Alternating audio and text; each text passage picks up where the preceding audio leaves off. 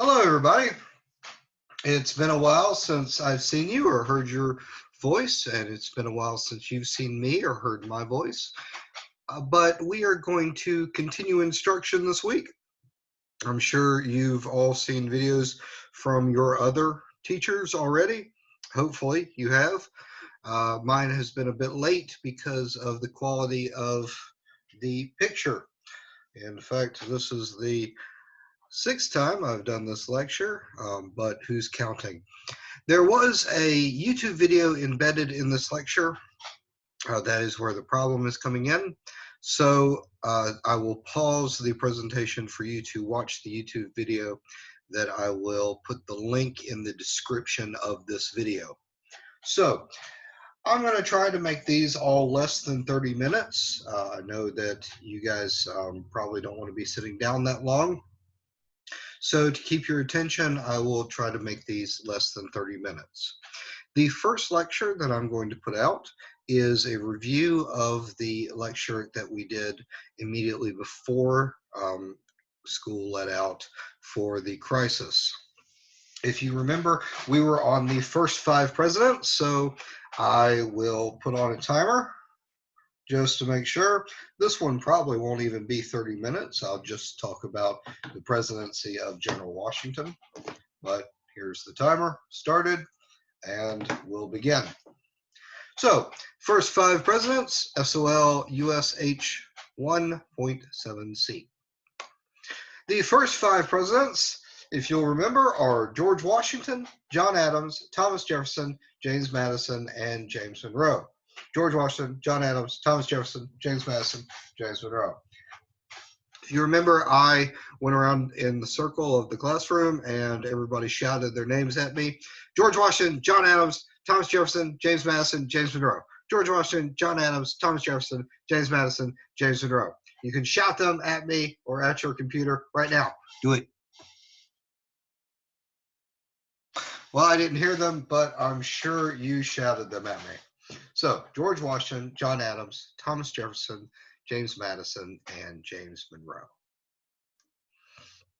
Once again, here are the pictures of the first 5 presidents with the years that they were president under them. So we have George Washington.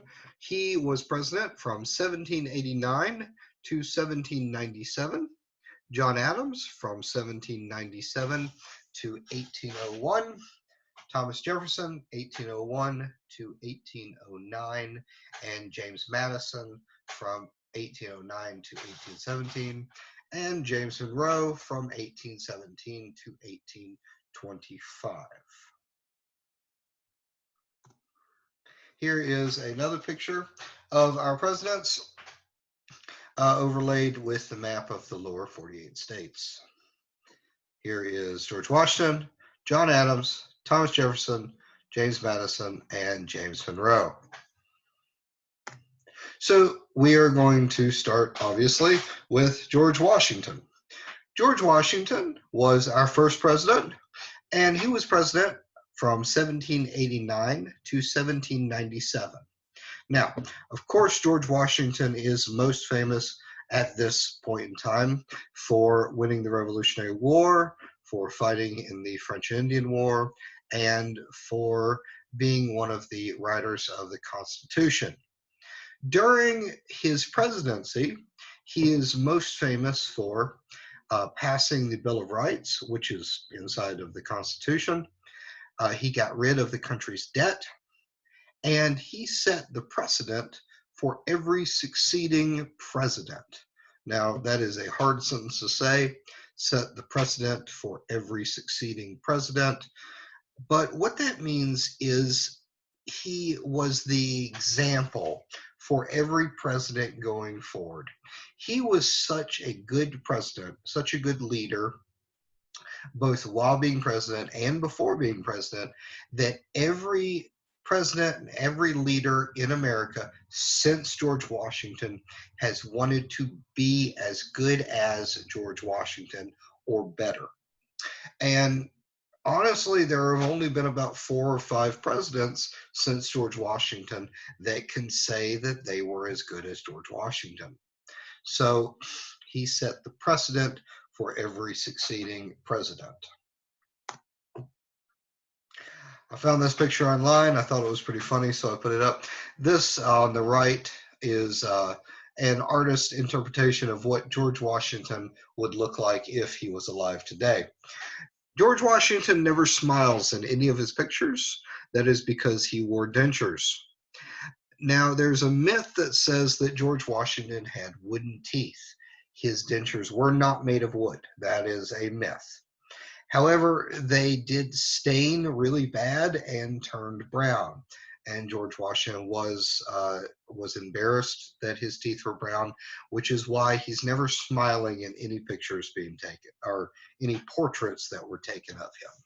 But I find it funny that in this one, George Washington has silver grills. All right, this is the video that I would like you that I have put down in the description. And at this point in time, I want you to pause this video and go to YouTube and watch this one. It explains why George Washington was so respected during his time. Go.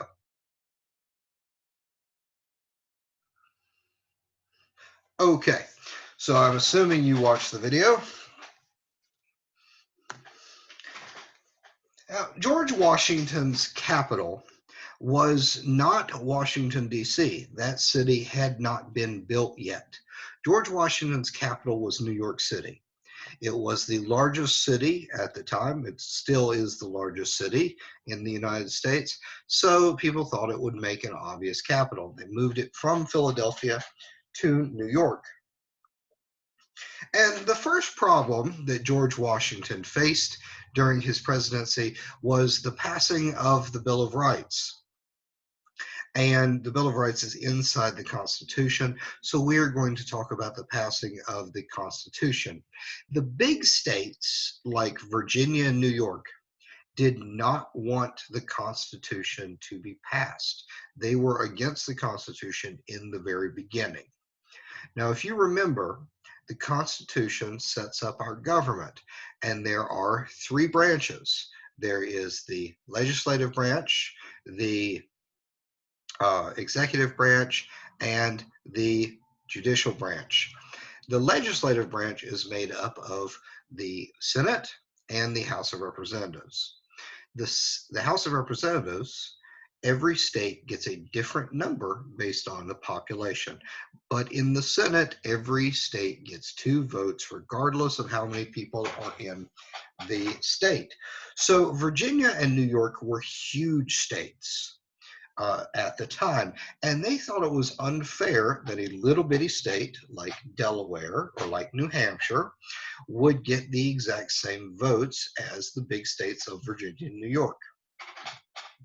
So beginning in 1787, the Constitution was to be voted on by the people as to whether or not they would accept it. Delaware was the very first state to accept the Constitution. We can see on the map way down right here, this little bitty state in between Maryland and New Jersey is Delaware. They were the second smallest state at the time, and they knew that they were never going to get a better deal than this one right here. So Delaware was the first state to accept the Constitution.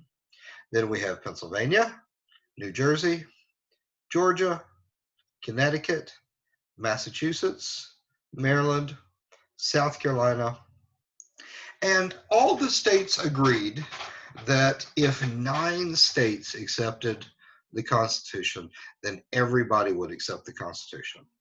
Well, Virginia decided it wanted to be that state. It wanted to have the honor of being the 9th state, the one that said, okay, everybody accepts the Constitution now. But New Hampshire got them first. New Hampshire was the 9th state, or New Hampster, as my second period class loved saying. Virginia ended up being the 10th state, and we can look at the map and see how big Virginia used to be. These are now the states of West Virginia and Kentucky. Then New York, North Carolina, and finally Rhode Island, which you can barely see on the map right here, little bitty state, was the last one to accept the Constitution.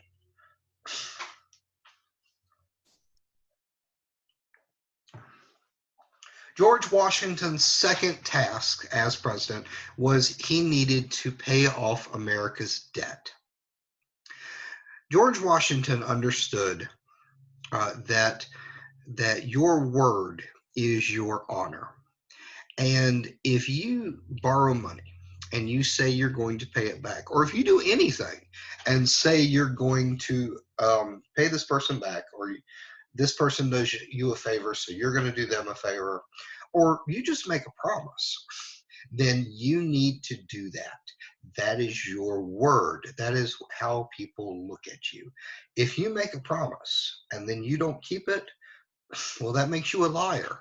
And George Washington would not have the United States of America looked at as being a country full of liars. Honor meant everything to him. So he needed to pay off our debt. Now, to review, we talked about the Revolutionary War, and we talked about how big of a struggle that was and how many people were in it. It takes a lot of money to fight wars. You have to pay for the soldiers. You have to pay for the soldiers' weapons, their guns, their knives, their ammunition, their bullets. You have to pay for their uniforms. You have to pay for their tents and their sleeping bags. You have to pay for their food, stuff to make the food with. You have to pay for the cannons. You have to pay for the horses to haul the cannons. You have to pay for the food for the horses. You pay for swords. You have to pay for the ships. You have to pay for all the stuff on the ships, ropes, sails, sailors. You have to pay for Marines to protect the sailors. Wars are big, big expenses, and America owed money to lots of places because of the Revolutionary War. We owed money to France, to Spain, to the Netherlands and the Dutch states, and we owed money to individuals who would buy bonds and the government promised to pay it back. Well, Washington set upon the task of paying all this money back.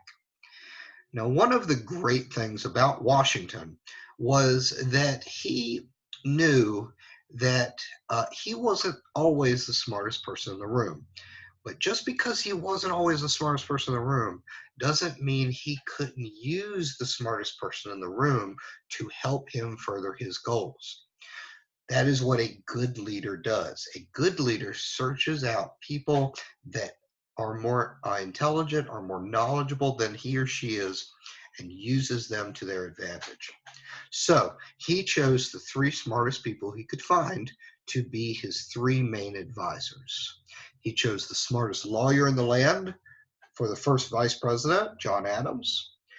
The smartest diplomat would be the Secretary of State, and the smartest person with numbers and money would be the first Treasury of the state. That would be Alexander Hamilton. Now, some of you might be wondering why Ben Franklin isn't on this list of smartest people that Washington depended on. Well, sadly, Benjamin Franklin has passed away by the time of George Washington's presidency. His funeral was one of the biggest funerals ever. Over 20,000 people lined up at his funeral. Going back to debt, there was a problem with Thomas Jefferson, Alexander Hamilton, to paying off the debt. They didn't like each other. In fact, Thomas Jefferson and Alexander Hamilton flat out hated each other. They were not friends. They just did not get along. So Washington had a problem. He had debt, he needed to fix it, and the people he hired to fix it weren't fixing it. So he called these two people into his office one day, and he said, "Gentlemen, we have a job to do. I hired you to do that job. You need to do that job. So here's what's going to happen. I'm going to eat my lunch and drink my tea.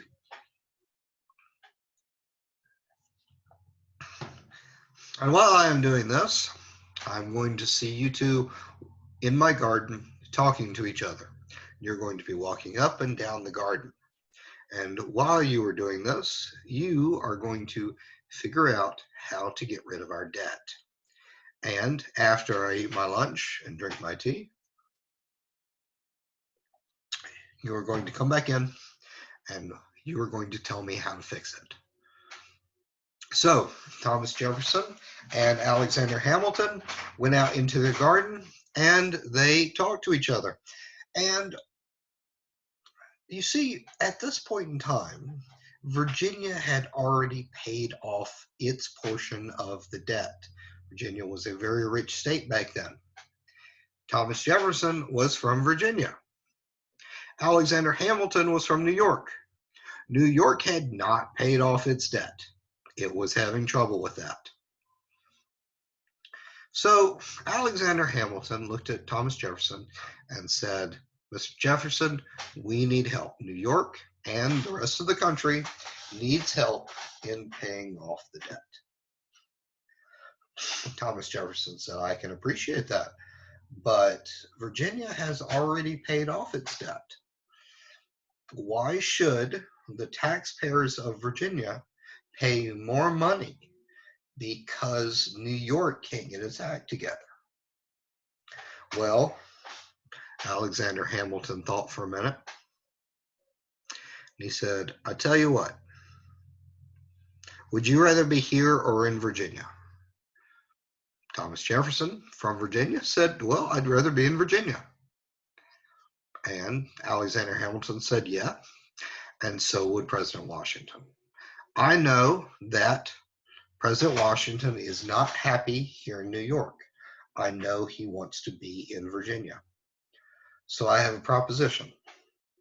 If you, Thomas Jefferson, will convince Virginia to pay off the rest of the nation's debt, then I, Alexander Hamilton, will move the nation's capital, convince the people of the North to move the nation's capital to Northern Virginia. This is a really good deal.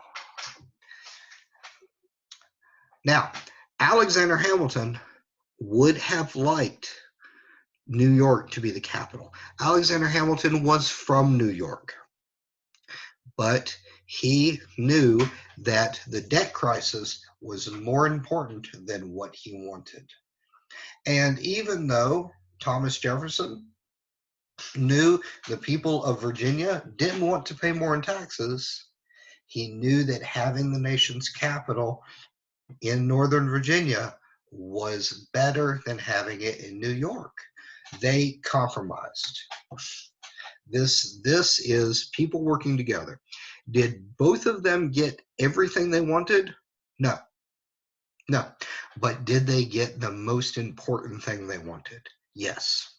This is called compromise. It's something that everybody needs to learn.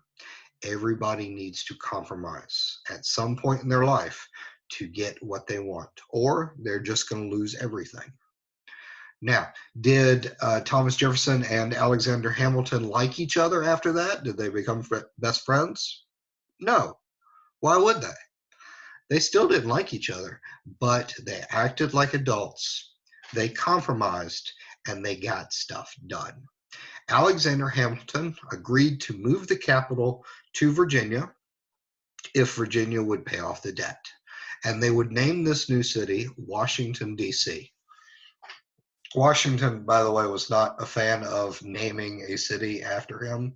He was a very humble sort of person. And to move this so you can see his face, to design Washington, D.C., they hired a bunch of people, but one of them was named Benjamin Banneker, and he was an African American. Here is a picture of him now. And here is a map and the famous buildings of Washington, D.C. Washington, D.C. is in between Virginia and Maryland on the Potomac River. We can see it right here in the red dot. And over here on the right, going clockwise, we have the dome of our nation's capital. This is where our legislative branch meets, our Senate and our House of Representatives. This is the Washington Monument, the tallest skyscraper in Washington, D.C. At the bottom, we have the back of the White House, where the president lives. President Trump does not own the White House. He only lives there while he is president, and when we get a new president, that president will live there. Moving up, this red brick building is part of the Smithsonian Institute. The Smithsonian Institute is the largest museum in the world, and this is just one of the buildings of the Smithsonian Institute. Next, we have the Lincoln Memorial, and last at the top, what it looks like a castle. This is our national cathedral. This is our national church. This is where the president and members of government go to church on Sundays. I want you all to take a minute and to look up all of these things, especially in the National Cathedral. Inside the National Cathedral is absolutely gorgeous. If you've never been to a huge church, you should definitely look it up. And next year, you will have the opportunity, hopefully, to go on a DC trip. All right. Check my time. All right. So Washington was reelected for a second term, but he decided not to run for a third term. At the beginning of our country, our elected representatives, our leaders, did not have term limits. Now they do. Now they can only be in office for 8 years. In the beginning, though, a president could keep being a president, could keep being elected until he died, if the people kept electing him. We have only ever had one president that decided to do that. His name was Franklin Delano Roosevelt, and he was elected 4 terms and ended up dying in office. The reason most presidents only run twice is because Washington only ran twice. So Washington was reelected for a second term, but he decided not to run for a third term. In 1797, Washington voluntarily laid down his power again. We were ready to make him king. We were ready to keep electing him until he died. This is the second time that we were going to make him king. If you recall, the first time was after the Revolutionary War ended, and then once again as president.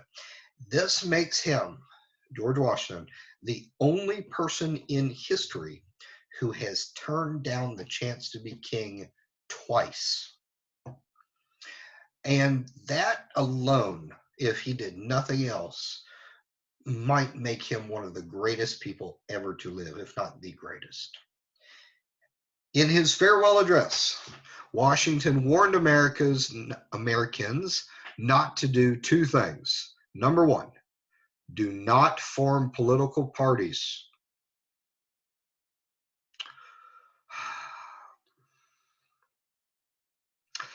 Okay, well, we didn't do that one. Let's see what the second one is. Or get involved in foreign wars.